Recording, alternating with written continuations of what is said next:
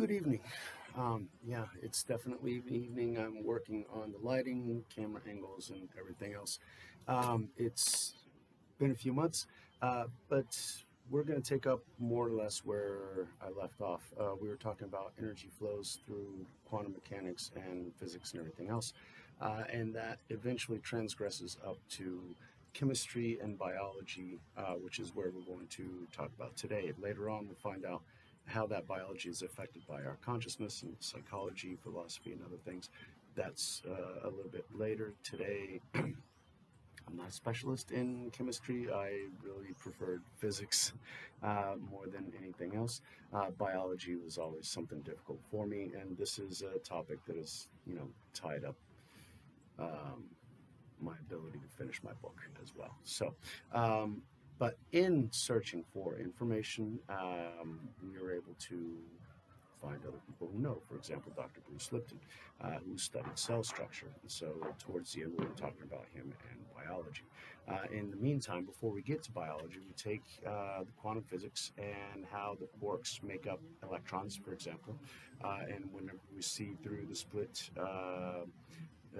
split screen experiment that energy or matter can be seen as energy and have wave functions.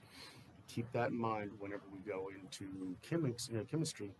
The majority of the interactions are done on the electron level.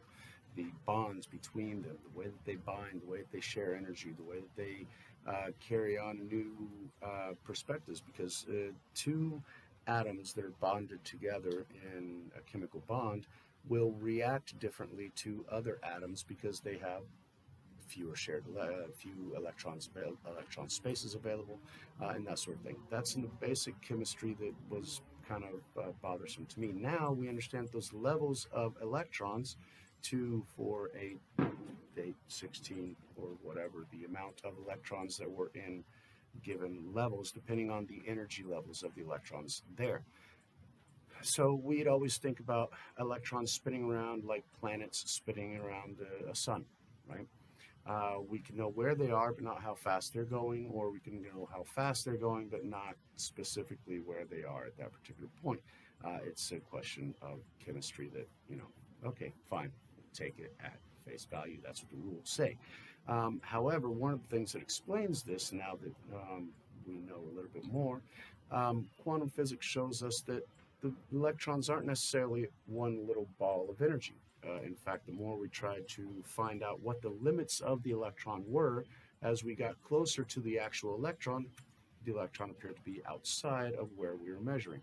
So the electron doesn't have a defined size, or at least not one that we can find, and that tends to take back to the quantum physics level of to where its energy levels probabilities. The mass probability of the electron being in this point in time at this time is 75%. So we're going to say the electron's there, but it's also over here 10%, it's also over here 13%.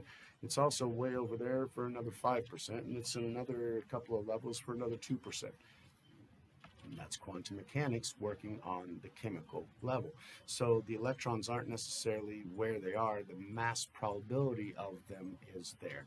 And whenever they interact with other atoms, other molecules, and they share their electrons and they make their bonds, they're actually just kind of like Newton's law of thermodynamics. They just sort of tend to mesh together, and we write those in chemistry as little bonds, little lines saying, oh, they shared electrons. Half the electrons here and half the electrons there. How? Well, quantum physics helps us understand, because half the electron is there and half the electron is there, and that means that it's right in the middle between the two of them, and it's holding both of them together. And so that also works on a quantum physics level. Independent of the amount of neutrons, protons, and everything else, we get into larger molecules and larger atoms and everything else. I'm not really that deep into chemistry, so I can't get there. I'm just trying to understand the flow of energy through the different mechanisms of science that we have.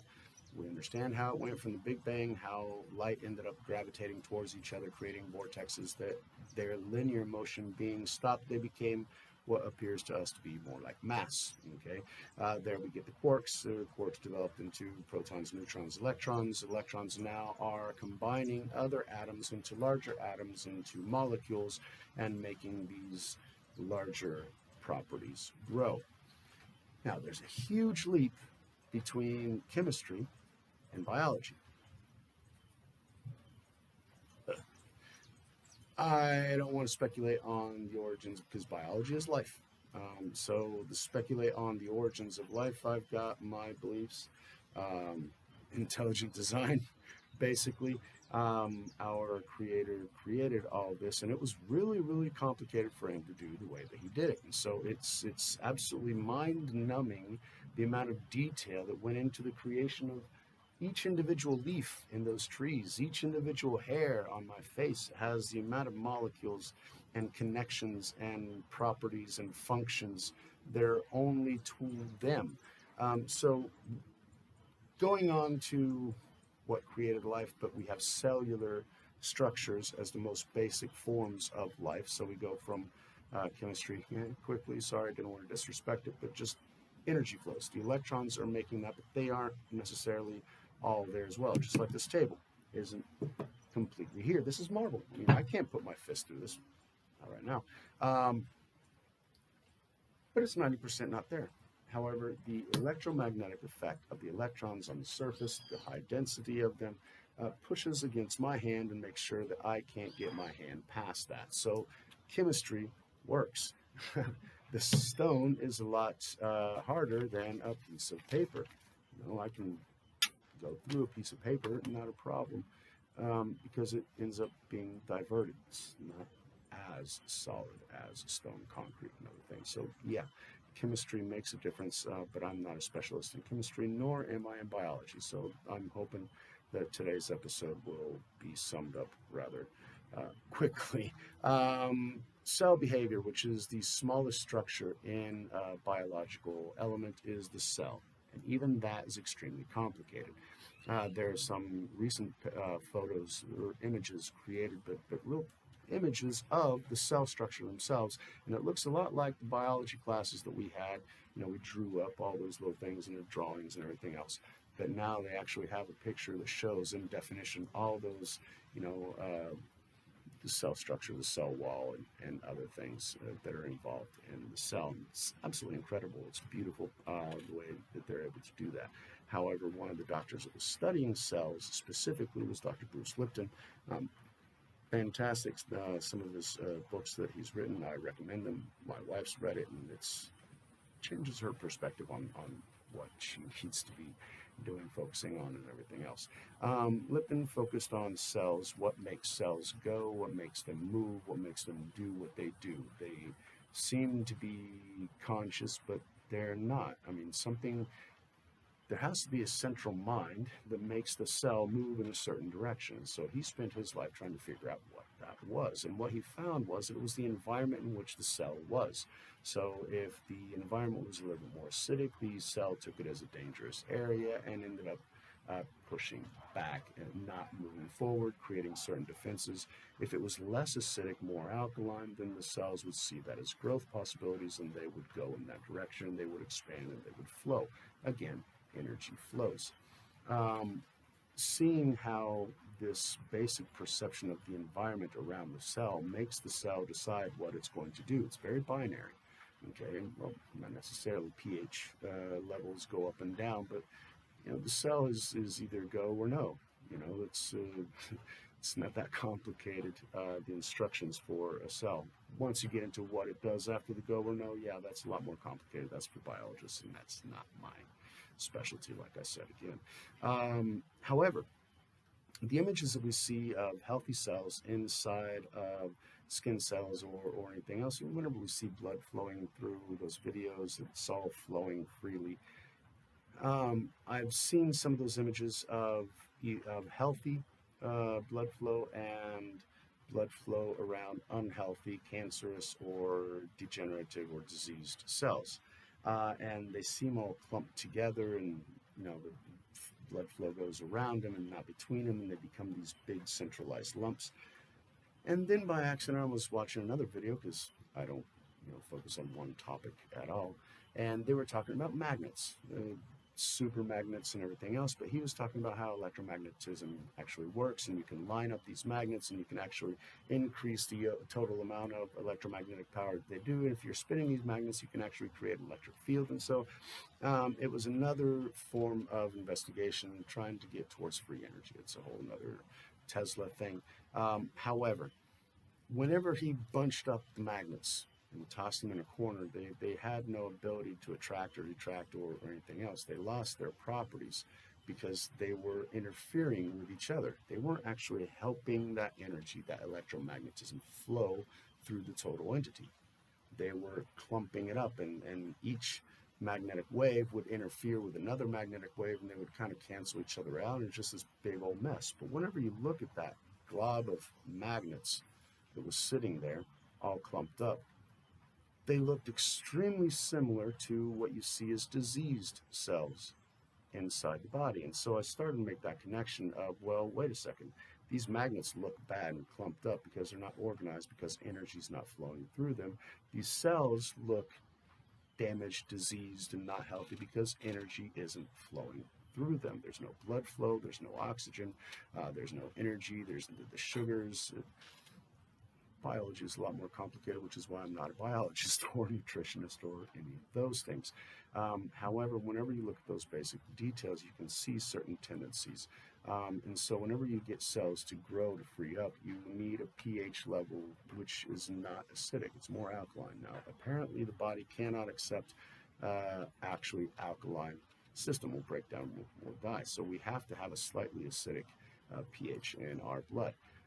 However, the more acidic, and I never remember if it's higher or lower for acidic and alkaline or vice versa. I'm assuming higher is acidic, but somebody correct me later on. If you have too acidic blood, that's also going to make those cells retract, contract, and make them do those defensive procedures that makes them clump, that makes the energy not flow through. And that state of the pH in our body depends on the foods we eat, depends on the exercise that we do, it depends on our conscious state. Like I've said in previous videos, the way that we see the world is the way that our body perceives the world. The body doesn't know what's going on 5,000 miles away. I've said that before. The body only knows what we tell it is going on. So if we see something and we feel fear, we increase the adrenaline, we alter the hormones in our bodies, and we alter the pH in our blood. We make it more acidic. And that tends to, and we also stop focusing on our immune system. Okay, so stress also drops your immune system. Check with your doctor about these facts. These are things that I've learned over time, and I just want to get through this so we can get on to the more conscientious aspects, the psychological aspects, the philosophical aspects of how our energy affects other things in this universe. So, wow, this is already 13 minutes long. I didn't think it was going to be that much. I still want to do water memory. We've had experiments, Japanese scientists who have said certain words or done certain things to water and then frozen it and then taken pictures of the crystalline structure that the water forms after it's frozen. And you can see some beautiful patterns whenever they played like Mozart music and then they froze the water and that sort of thing. Then you see completely chaotic structures whenever you see them playing some metal music or chaotic, kind of music, which I used to get into. That's okay. However, it doesn't have the same effect on the water. And they proved that. They froze the water, they cut it into little slices, and they took pictures of the crystalline structures created in that water. And the water that was unhealthy was also chaotic, and it looked a lot like disease cells or those magnets that were all jumbled together. There's an amazing similarity between those different things. And so we take that on to talk about plant consciousness. Oh my God, we're going to get into another level. Plants can actually tell whenever somebody has actually pruned them, cut them back, or given them water, and they remember that. Evidently, there's a couple of studies that I've seen. I know it sounds really bizarre. However, plants do have a memory, and they'll weep and they'll send out chemical signals to other plants whenever they perceive that somebody who's done them harm before comes by. because plants communicate to each other through the chemicals, through their root system, and evidently through the funguses that are there. So you have an entire biome connected by funguses connected to the roots that help trees feed other trees that are not doing so well. And they can also send signals to where I've had a couple of trees that fell over because they're cutting down my hill to put in the wall. They're building some kind of thing there, and I lost two of my trees that were, easily 25 feet tall or more. Um, Actually, no, they were about 36 feet tall. So, yeah, I felt that. But it was a lot of dirt, so there's not much the funguses and roots were going to be able to do to hold that stuff in. It was a mudslide, basically, because they cut it too much off. It rains like crazy, and so it just went. And it took, however, if there are other areas that are closer to being in danger, I see the plants actually, their root systems kind of grow together. They fortify it. They create barriers so that the dirt doesn't have to go that way. I can't prove that. I just see it among the things that I've tried to dig up. The amount of roots that I have here is absolutely incredible. So we know that they go everywhere. Do they communicate with each other? There are studies that have done that. I can't bring them up. Maybe I will on one of these. So yeah, we've covered water memory, plant consciousness. Water memory, going back to one of the things that they do here in Brazil, which is the homeopathic, flavored waters, I guess, where coffee actually makes you sleepy if you reduce it 1,000 times. And so there are a lot of times that I'm like, yeah, it's water with like 1,000th of something. How is that going to make an effect? Well, yeah, it actually does, because it spreads through the water and it spreads through that water memory. The original water has to be good. And that brings us to the idea of what's in the water that we're drinking, what's in the air that we're breathing. Okay, all these things are recycled time and time again. We can actually use them because they're clean, but how clean is the water that we're taking? Now, here I have clean water. And by the way, I also have a new visitor. Yeah, that's a jacu. That's a little bird that comes by and he eats my dog food. So there are benefits to being in Brazil, definitely. He doesn't even know I'm filming. It's just dinner time for him. So he's going to the dog bowl and he's looking right there at the dog bowl and he's going to start pulling up the dog food. I put some on the other side for him. So that's a little bit of my knowledge of biology. Not very much, but I enjoy nature. So I'm learning as I go, and I listen to people that know what they're talking about, and I enjoy learning. So if anything that I said today was helpful, I'm surprised. That's great. If I can help any more, I will be taking these videos more now that we understand how things kind of work together and how it's not just hokum and, oh, if you say positive things are going to happen. If you say negative things are going to happen. Well, yeah, but people think that's, woo-woo science and everything else. So I've been trying to take through these episodes to help us understand how energies flows go through the different states of reality. And we, as creative beings with a consciousness, with imagination, with an ability to make things, we are able to create new realities. And for that, we need to mess with all the different things. And so knowing that plants have a memory, they're going to grow better if you actually do talk to them well. I mean, if they're healthy, if they've got roots and everything else, that's not enough if they've got bad water or if you're, always saying bad things to them. There's another Japanese study that proved that plants didn't grow as well whenever people said words like hate or I don't like you or words that were interpreted badly and said in a heavy tone, basically. So they were giving off all this bad energy to the plants. And the plants grew when people talked to them well, and plants withered and didn't grow when people talked to them poorly or roughly. That's science. It's been proven. Now, how? I don't know. Do plants have consciousness? Maybe on a chemical level. That's what today was trying to figure out. But it is real. So Knowing that things are real, the next step is trying to figure it out. Okay, so after that, the only thing that we can actually change is our perception of reality. So, how do we take all of this information on how energy flows through the body, through the world, through the universe itself, through the multiverses, to study philosophy and our psychology and its impact on the multiverses, and how Jesus' parables tell us how to live our lives in the best way that will be in the best one of those multiverse possibilities for us. Okay, we're born with thousands, millions of possibilities. It's up to us to choose what we do. We've got people who love us, our parents, our grandparents, our friends, that kind of guide us through time. They're there for a reason, but that's a topic for another story. Today was chemistry and biology. I hope I didn't screw it up too much.